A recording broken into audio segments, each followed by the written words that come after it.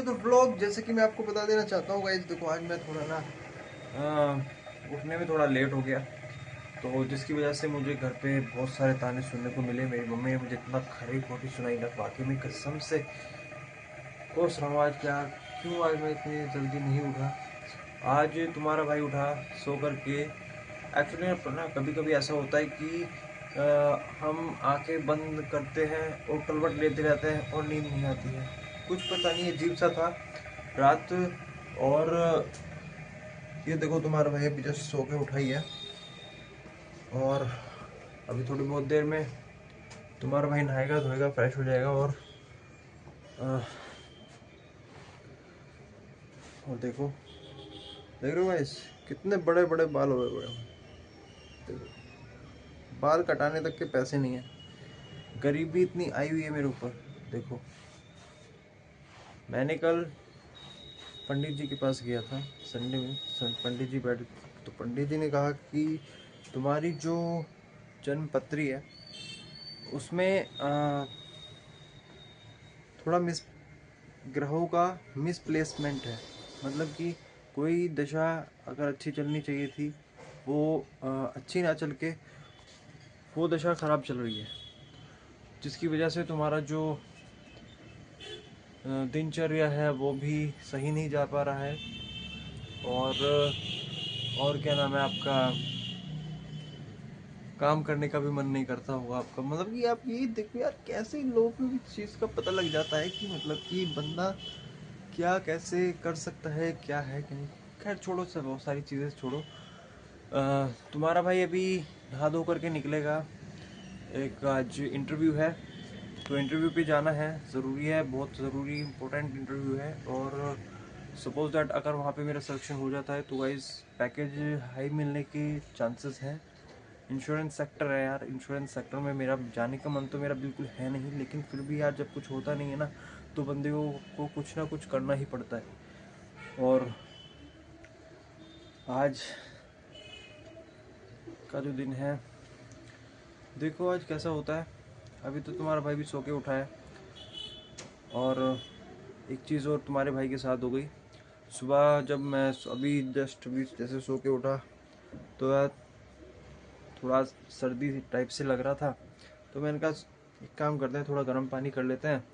और फिर ऐसा हुआ कि क्या नाम है, जैसे मैंने गर्म पानी वो उठा करके जैसे मैं बाल्टी बकेट में डाल रहा था, तो बकेट में डालते हुए वो पानी बाय मिस्टेक मेरे पैर पे गिर गया और हाथ पे गिर गया और हाथ जल गया।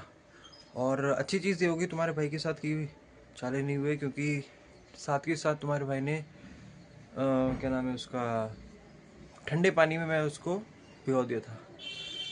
और सेम एज पैरों के साथ भी मैंने ऐसे ही किया। अभी बस जस्ट तुम्हारा भाई अभी निकल रहा है बस नहा करके। और थोड़ा सा ये है, देखो वाइस टाइमिंग पता है क्या हो रहा है, टाइमिंग हो रहा है 10:03। रिकॉर्ड तोड़ वो हुआ है ना। इतना लेट मैं कभी अपनी लाइफ में उठा नहीं हूँ, और ये जो हुआ है मेरे साथ ऐसा भी कभी हुआ नहीं था। फर्स्ट टाइम मैं यहाँ से चला हूँ। तो मम्मी ने एक बार को तो ये कहा था कि चल ठीक है देख ले जैसे भी है, पेस्ट वेस्ट लगा लेना हो जाएगा सही। पर यार देखो हम लड़के हैं ना, हमारे ऊपर जिम्मेदारियां ज़्यादा होती हैं इन कंपैरिजन टू लड़कियां। लड़कियां लड़कों का क्या क्या होता है, आज कुछ काम ग्रेजुएशन हो गया सपोज दैट, कुछ काम नहीं भी करेंगे तो उनका क्या है, उनको तो दूसरे घर जाना है। लेकिन यार सबसे ज़्यादा रिस्पॉन्सिबिलिटीज हम लड़कों की होती है। हम लड़कों को ऊपर बहुत ज़्यादा जिम्मेदारियाँ होती हैं, आप सबको पता ही होगा। अभी कोई चीज़ नहीं परचेज़ करनी है तो मम्मी एकदम कहती है कि ऐसे से चीज़ आनी चाहिए क्या है। पर तुम्हारे भाई के पास अभी जॉब वगैरह कुछ है नहीं, तो इसलिए तुम्हारा भाई अभी कुछ खरीद भी नहीं सकता है। जॉब नहीं है तो पैसा भी नहीं है, पैसा नहीं है तो यार इंसान की क्या ही वैल्यू है, जानते ही हो। पेस्ट कर रहा हूँ। और ये देखो ब्रश है, और बताओ कैसे हैं आप लोग। आई होप यार आप सभी लोग सही होंगे, अच्छे होंगे यार। जो जॉबलेस होता है ना उसकी लाइफ खराब होती है in comparison to all those persons जो काम कर रहे हैं। और हाँ, सुनने में आया कि प्राइवेट सेक्टर्स वालों की और भी ज़्यादा वाट लगी हुई है। एक्चुअली मैं जिस कंपनी में जॉब करता था, जॉब छोड़ने का यार मेरा रीज़न बहुत कॉमन था यार। हर जगह पर लोकेशन मांगते थे। Location, what the hell is this यार। आप कैंट एरिया में हो, वहाँ आपको कोई बिग ऑफिसर मिल जाता है, सीनियर ऑफिसर, सबसे बड़ा जो सीनियर ऑफिसर होता है, और आपका बाय मिस्टेक फ़ोन चेक कर लेता है, तो क्या हो जाओगे? कुछ नहीं कर सकते ना आप तो। आपकी तो लाइफ हो गई स्पॉइल। उनका तो सीधा सा होता है, फंडा होता है कि या तो आप रीज़न बताओ, जेन्युइन रीज़न, अदरवाइज हम आपको अरेस्ट करा देते हैं। क्योंकि जो बिग ऑफिसर्स होते हैं ना, उनका कुछ कहना नहीं चाहिए, लेकिन देखो गाइस, हर इंसान अपना इस पेट को पालने के लिए कुछ ना कुछ करता है ना। तो तुम्हारा भाई भी आज इंटरव्यू देने के लिए जा रहा है, और जो भी अपडेट होता है तुम्हारा भाई आपके साथ डिस्कस ज़रूर करेगा। और रही बात उसकी,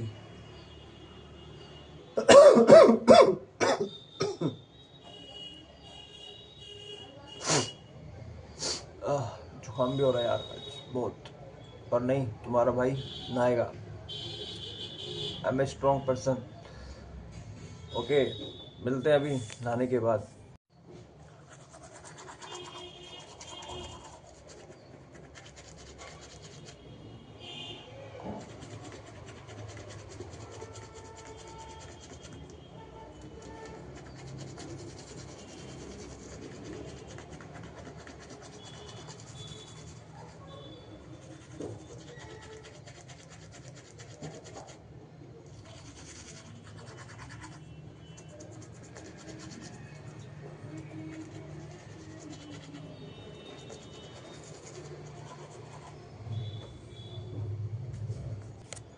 पेस्ट करते करते यार देखो किसी पर्सन का कॉल आ गया।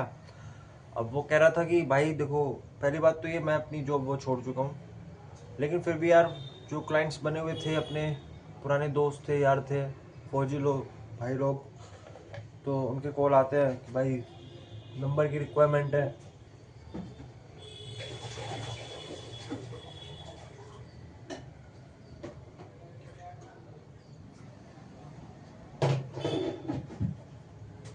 नंबर्स की रिक्वायरमेंट है, तो भाई ये मना तो कर नहीं सकते।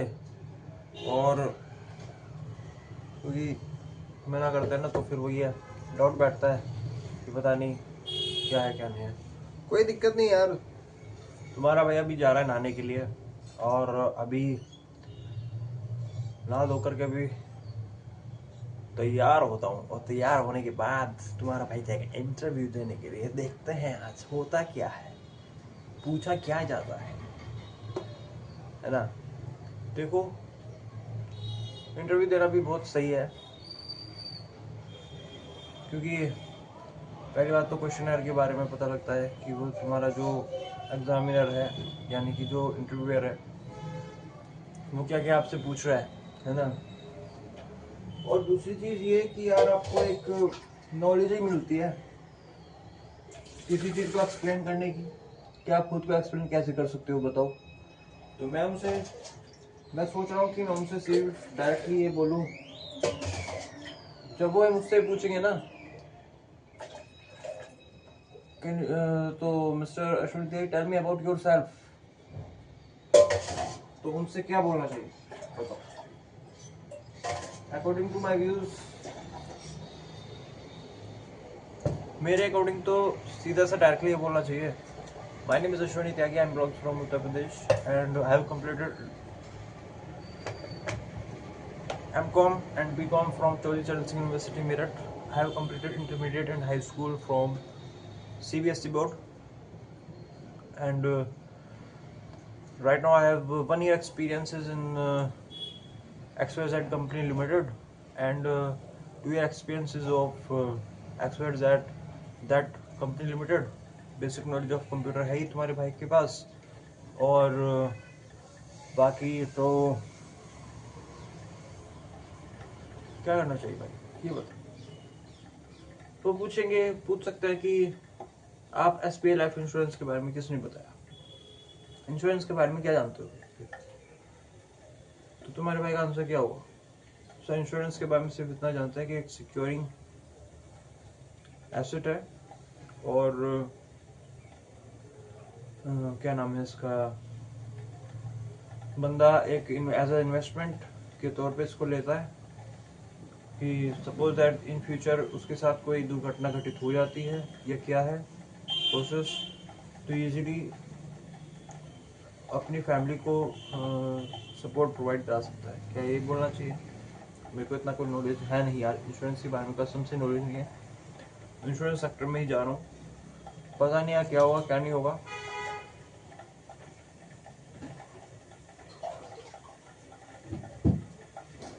वह एक बात है, जब आप एक फील्ड छोड़ करके दूसरी फील्ड में जाते हो ना, तो एक्सपीरियंस आपको अलग तरीके का देखने को मिलता है ना।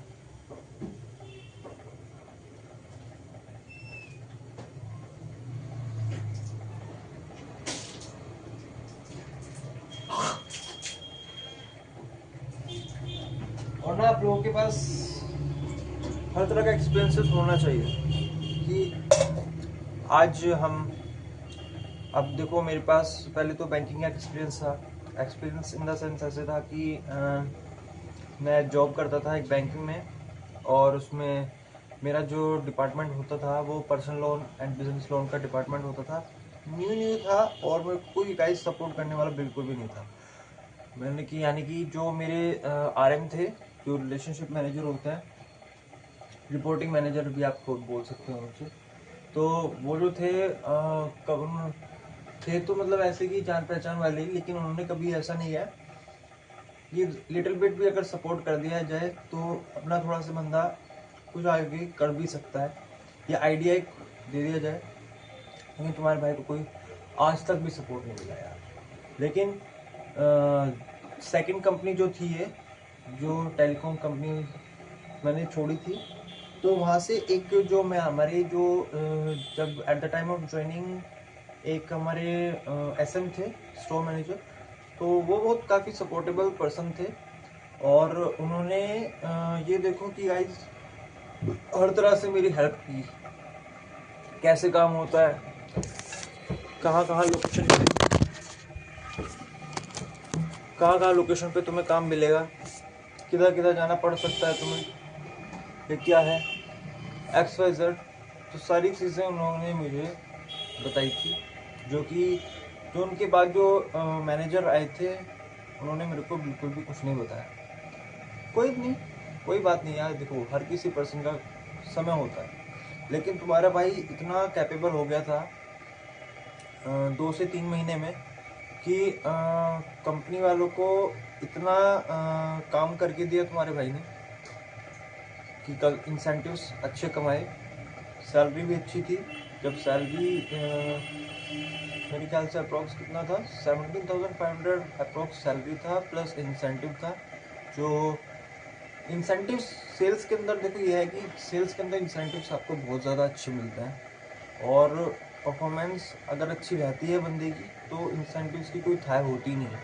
अनलिमिटेड इंसेंटिव्स अर्न कर सकता है एक person, according to my experiences के बारे में मैं बता रहा हूँ, क्योंकि मैंने अर्न किया है तुम्हारे भाई ने, है ना। और अब रही बात इस कंपनी की, इसमें ऐसा बोल रहे हैं कि कोई एजेंसी चैनल टाइप से होता है कि अपने नीचे 2-4 बंदे हायर करने पड़ेंगे और उनसे काम कराना पड़ेगा। तो ये चीज़ उन्होंने बताया है HR ने। तो अब देखो जाऊंगा मैं इंटरव्यू देने के लिए, तो पता लगेगा क्या है क्या नहीं है प्रोसेस, है ना।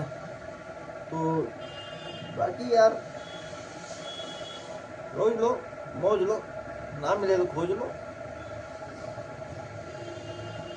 तो अभी जस्ट तुम्हारा भाई भी निकलेगा नहा धो करके, और मम्मी से बोल दूँगा कि मम्मी ऐसे ऐसे जो है मैं आज जा रहा हूँ इंटरव्यू देने के लिए, और इंटरव्यू दे करके जो भी रिज़ल्ट वगैरह होता है, मम्मी से तो खैर नहीं बताऊँगा क्योंकि मम्मी को तो पता है कि मम्मी पापा को मालूम है कि जॉब सर्च कर रहा है और अभी जॉब मिली नहीं है।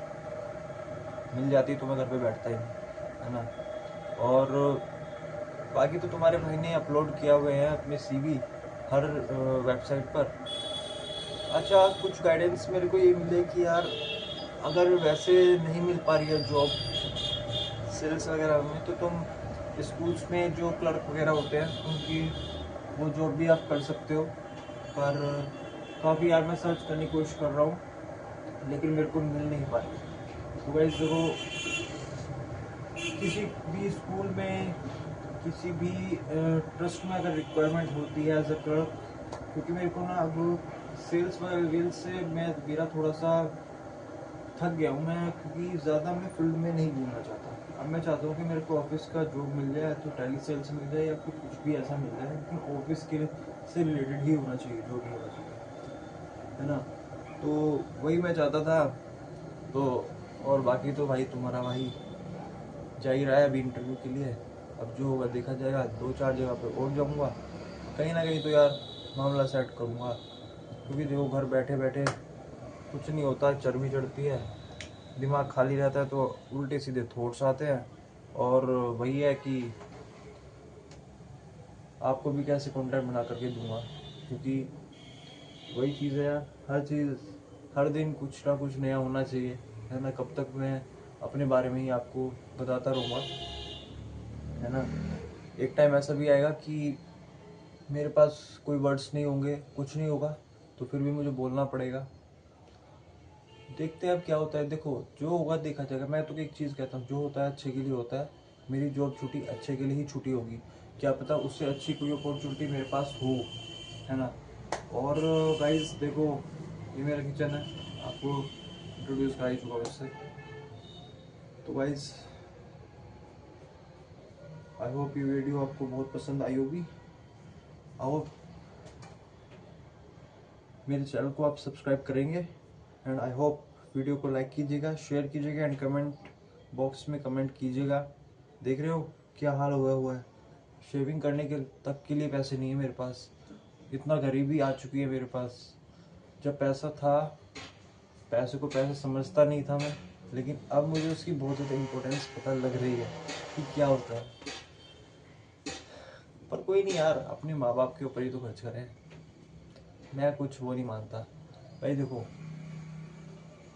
बाद में आप कितने भी हज़ार लाख करोड़ कमाओ, कोई फ़र्क नहीं पड़ता, लेकिन जब तक पेरेंट्स हैं, पेरेंट्स के सामने पेरेंट्स के लिए खर्च करो, है ना।